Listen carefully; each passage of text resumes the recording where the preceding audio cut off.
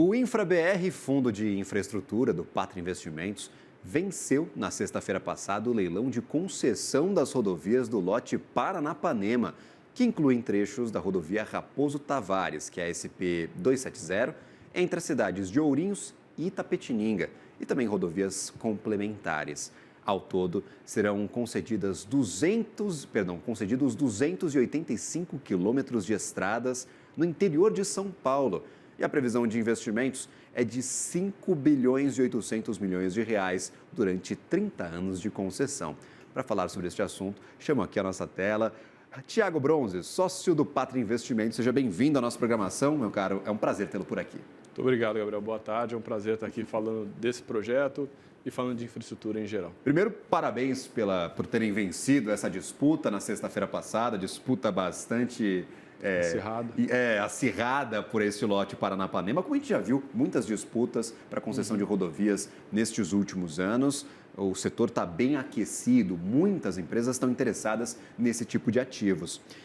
Lote Paranapanema, por que atrai ao fundo do Pátria? Por que chamou a atenção de vocês para vocês cederem esse desconto de mais de 11% na contraprestação e se demonstrarem bastante competitivos para assumir esse desafio? Perfeito. Não, acho que lá no Pátria a gente tem uma política e uma estratégia de investimento bem rígida e disciplinada, né? Então, via de regra, a gente analisa projetos de concessão que estão inseridos em regiões que a gente acha economicamente atrativas, né? Ou que têm um bom desempenho, um bom desenvolvimento, que a gente acredita nos fundamentos da região. A gente acredita no arcabouço regulatório que essa concessão está inserida, isso é fundamental quando a gente fala de contratos regulados, e o contrato em si, né? Como que aquilo é modelado, como que os riscos são alocados ao poder público e ao parceiro privado que vai estar sujeito àquele contrato ao longo de 30 anos. Né? Então, acho que a gente vem estudando esse projeto há mais de um ano e cada um desses elementos a gente teve o conforto, né, de que era um ativo que a gente gostaria de estar exposto ao longo desse período. Apesar da disputa, este retorno programado para vocês, com a contraprestação e também a cobrança dos pedágios, se demonstrou um ativo interessante, mesmo com um alto desconto que vocês cederam? Perfeito, isso estava totalmente nos nossos cálculos, né? De novo, estudos como esse são estudos que requerem meses, equipes enormes, centenas de profissionais envolvidos e levam em consideração diversos cenários, né? Acho que é bem importante dizer que quando você olha um projeto como esse, você tem que obviamente levar em consideração aquilo que está acontecendo no momento, mas você também tem que ter o conforto, né, e ter uma visão de como que você lida com o futuro, né? De novo, são investimentos de longuíssimo prazo, né? Então, realmente, você tem que ter essa capacidade de ter esses dois olhares distintos e estar confortável, né? E a gente, é importante também lembrar que a gente vem investindo no setor de rodovias desde 2017, né? Agora, com esse leilão, a gente tem mais de 3.500 quilômetros de rodovias administradas pelo Pátria no Brasil. O Pátria é o player que mais gere rodovias no estado de São Paulo. Além disso, a gente tem aproximadamente 1.000 quilômetros de rodovia na Colômbia. Então, enfim, não é... às vezes não é uma grande novidade. Não é uma novidade, né? Não é tão conhecido, mas o Pátria é um player consistente e já bem estabelecido no setor de rodovias no Brasil e na América Latina como um todo. Perfeito. A gente ainda vai ter várias fases até a assinatura definitiva do contrato, isso. Se não me engano, programada para o finalzinho deste ano, para o último trimestre de 2025. Findado o contrato, depositadas as garantias, vocês assumindo o projeto definitivamente, quais são as prioridades, o que vai mudar neste trecho administrado por vocês e para onde vão 5 bilhões e 800 milhões de reais de investimentos nestes próximos 30 anos? Perfeito. Não, o contrato ele tem basicamente 3 momentos bem definidos, né? O primeiro momento é como você disse, quando a gente assume, né, quando a gente entra na rodovia, a concessão passa a existir. Nesse momento, vários serviços começam a ser prestados para o usuário, né? Serviços de socorro mecânico, serviços de atendimento de emergência com ambulâncias no trecho da rodovia, o que traz um conforto muito grande para o usuário. Além disso, do ponto de vista do investimento, são feitas intervenções na rodovia que, em um período muito curto, de 12 meses, melhoram muito a condição do pavimento e da sinalização, né? Então, que, de novo, um impacto muito rápido no conforto e na segurança do usuário. Passado esse primeiro momento, a gente tem um momento que a gente chama de ciclo de investimento, que é onde começa a entrar a maior parte desses 5,8, 6 bilhões que a gente está falando. Está previsto ali, pelo menos o que a gente viu nas notícias, Exato, a gente noticiou por aqui, 5,8 bi, aí tem passarela, tem duplicação de rodovia, que está tudo nessa segunda fase da concessão. Exatamente. Então, por exemplo, vão ser duplicados ao longo de 7, 8 anos, 140 quilômetros de rodovias, né? E junto com essa duplicação, outro investimento muito importante é que os dispositivos, né, que são os entroncamentos rodoviários, muitas vezes, quando eles estão geridos pelo poder público, eles são dispositivos em nível.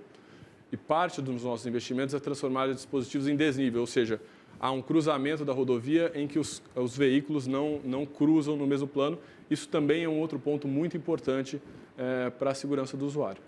E aí, vencido esse período de investimento, aí é um período de operação e manutenção da rodovia, que, de novo, exige também uma quantidade grande de reinvestimento no pavimento e na sinalização, mas não na mesma intensidade desse primeiro ciclo de investimento. Perfeito. E questão de financiamento, quanto que vocês precisam ter agora para começar esse projeto? Porque às vezes a gente fala de investimentos que vão surgir daqui 5, 6, 7 anos, mas a concessionária tem que garantir esse recurso disponível quando assume o projeto. Como que vocês vão fazer esse financiamento do projeto? Vai ser com recurso próprio? Vai ser com recurso de mercado? Vocês estão confortáveis com as condições atuais oferecidas? A gente tem Selic em 15%, Perfeito. O mercado não muito disponível para tomar grandes riscos nesse momento. Exato. Não, isso também, essa equação, né, da estrutura de capital da concessionária, é obviamente um tema que a gente se debruça muito, né? Então, do ponto de vista do capital, daquilo que a gente entende que tem que vir dos acionistas, isso está totalmente equacionado. O Fundo 5 do Pátria e outros investidores institucionais são nossos parceiros que vão entrar nessa parte do capital próprio, né? Então, a gente falta o financiamento.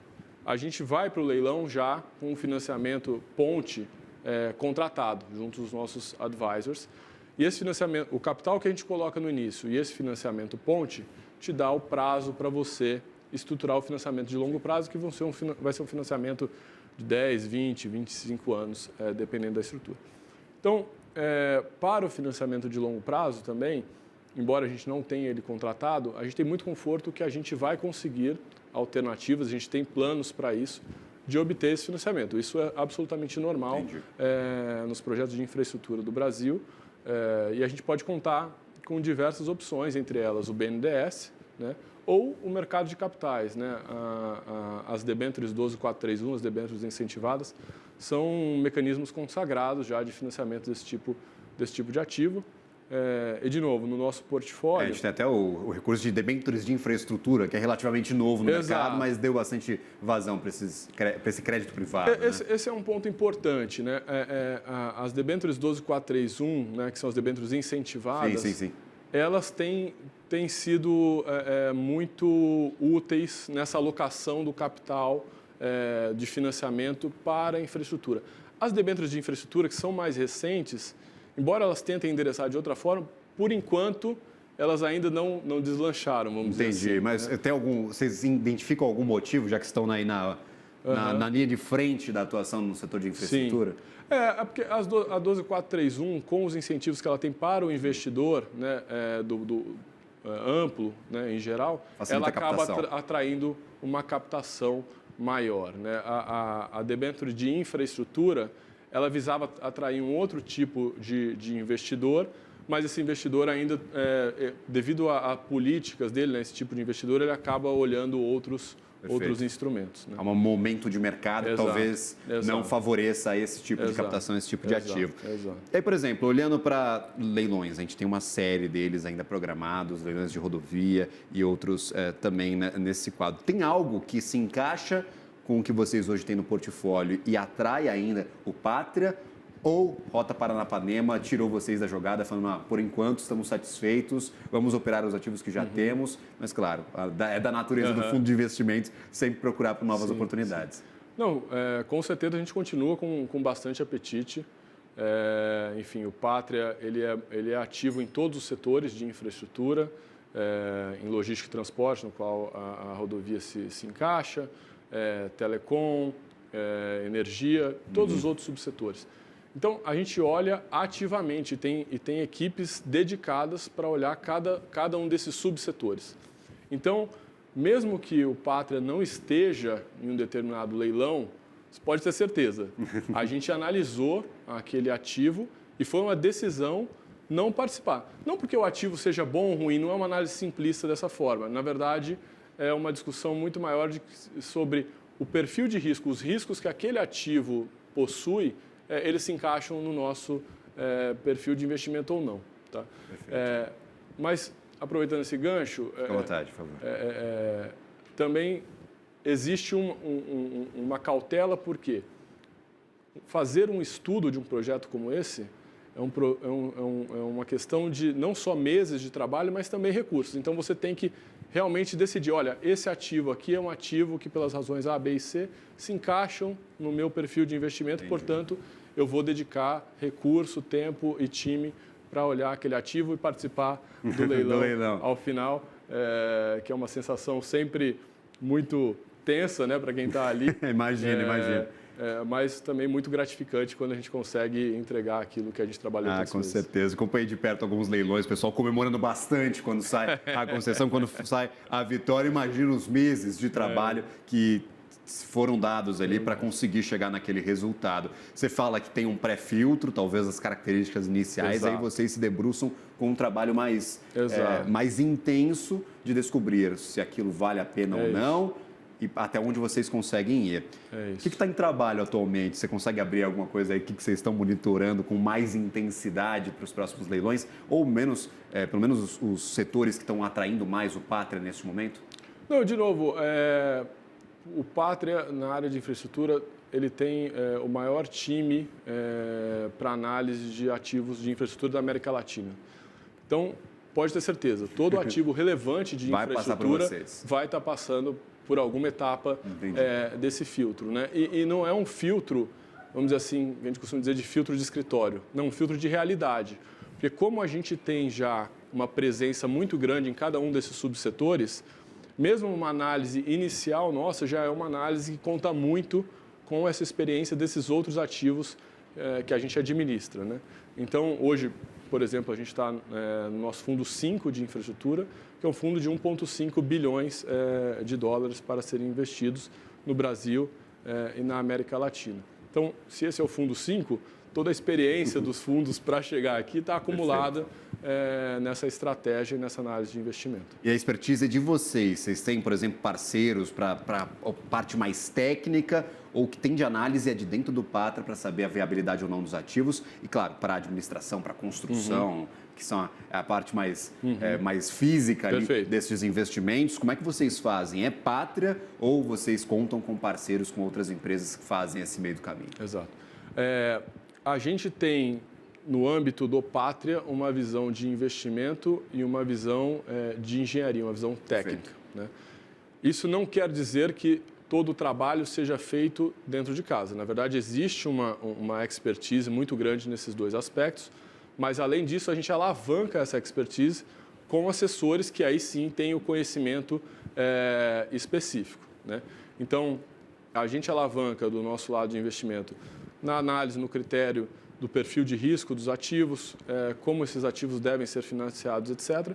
Mas, ao mesmo tempo, a gente tem instituições financeiras que nos auxiliam, de fato, até para a gente fazer o cross-check daquilo que a gente está imaginando.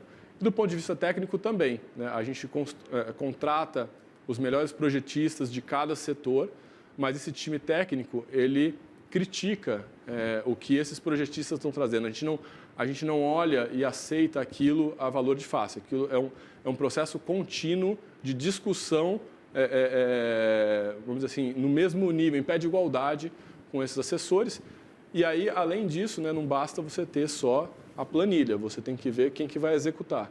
Sim. E a gente, como tem essa presença tão grande em infraestrutura, tem uma entrada nas construtoras que são mais relevantes em cada um dos setores. Então, quando a gente vai olhar a rodovia, a gente conhece já quais os construtores que atuam naquela região e a gente conversa com eles, discute o projeto para na hora que entrar não ter surpresa para ninguém. Né? Exato. Tudo que a gente quer em infraestrutura é previsibilidade. Surpresa é um negócio que não agrada a ninguém. Perfeito, não agrada absolutamente ninguém. Agora, o movimento que a gente vem percebendo nesses últimos anos, até com o maior número de leilões, o maior número de ativos, a disponibilidade do mercado, foi a maior participação, por exemplo, de empresas internacionais, uma competição de empresas de fora do país. A gente viu isso recentemente com outro grande projeto de infraestrutura aqui, que foi o túnel Santos-Guarujá, que as duas empresas concorrentes eram de fora do país. Como é que vocês enxergam este movimento de vinda de investidores estrangeiros para o mercado que está crescendo no Brasil? Essa concorrência está mexendo com os números, está mexendo com o apetite de vocês ou não? Isso é do jogo e vocês já estão bastante calejados em relação a isso? Não, acho que é do jogo, né? Na verdade, é absolutamente natural que projetos bem estruturados atraiam novos players, né? Na verdade, essa discussão ela tem alguns anos, né? Não há... Sim. Será que haverá players suficientes para participar dos leilões de infraestrutura no país? Acho que a resposta é que sim, né? Em 2017, a gente não era parte dessa conjuntura, né? Por exemplo, em rodovias. Mas contratos bem estruturados nos atraíram, né?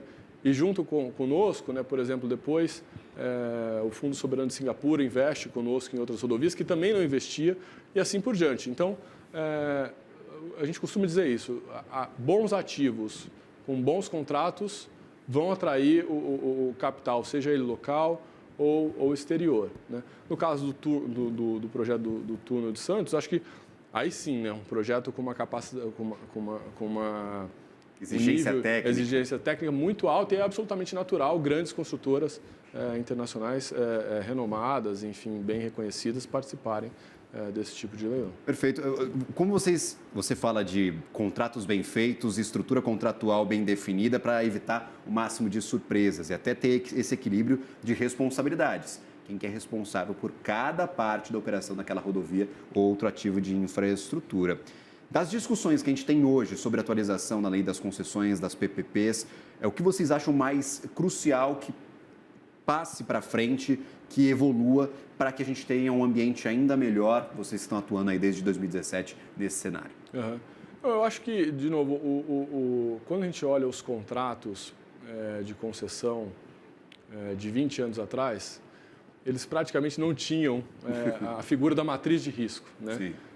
Era basicamente player privado, você assumiu essa concessão, então todo o risco é seu. Isso não é eficiente para o Estado, né? Porque o player privado ele vai precificar os riscos e não necessariamente os riscos são melhor alocados ou não ao privado, né? Isso não traz mais valor ao poder concedente. Sim. Muitas vezes, né? Então, por exemplo, ultimamente a gente tem visto, e é o caso do projeto de Paranapanema, uma alocação do risco de demanda ao poder concedente, né? Então, existe a figura de uma banda de demanda que, abaixo de determinado patamar, o governo vai compensar aquilo e, acima de determinado patamar, o privado ele compartilha esse ganho com o governo. Isso diminui muito a variabilidade da demanda de um projeto de infraestrutura. Então, diminui essa variabilidade, diminui o risco, portanto, positivo para ambas as partes, né? Então, a gente acha que cada vez mais contratos mais inteligentes vão atrair propostas mais interessantes para ambas as partes, para o poder público e para o privado interessado. Tiago Bronze, sócio da Pátria Investimentos, que prazer tê-lo por aqui, falando sobre essa última vitória do fundo, este investimento no projeto de Paranapanema, que vai ainda se alongar por muitos e muitos anos. Espero tê-los por aqui em próximas concessões, em próximas disputas, portas sempre abertas. Lhe desejo um ótimo trabalho, uma boa semana. Tá ótimo, prazer é meu. Obrigado. Valeu, até a próxima.